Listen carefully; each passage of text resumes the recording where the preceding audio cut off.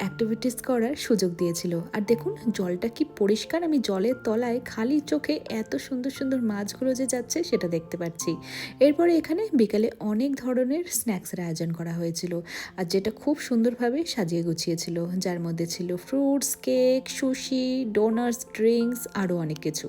তো এইসব খেতে খেতেই আমাদের বোট আবার রওনা দিয়েছে ওই প্রায় বিকেল 5টা নাগাদ, যেখান থেকে আমাদেরকে নিয়ে এসেছিল সেখানেই ফেরত দেওয়ার জন্য। তো একটা সারাদিন এই বোটের মধ্যে থেকে নানান রকমের আইল্যান্ড ঘুরে সত্যি বলতে অনেক মজা করেছিলাম।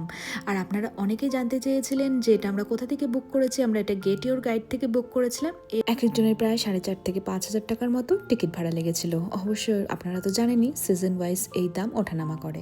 আর এরকম অনেক ছোট বড় বোটের অপশন রয়েছে, আপনারা চাইলে সেখানে দেখতে পারেন। তবে আমার মনে হয় ছোট বাচ্চা নিয়ে একা একা ট্রাভেল করলে সেই সব ওয়াটার অ্যাক্টিভিটিসগুলো খুব একটা করা হয় না। সেক্ষেত্রে হয়তো অন্যান্য বোটের অপশন রয়েছে, সেখানে টিকিটের দাম একটু কম লাগলেও লাগতে পারে।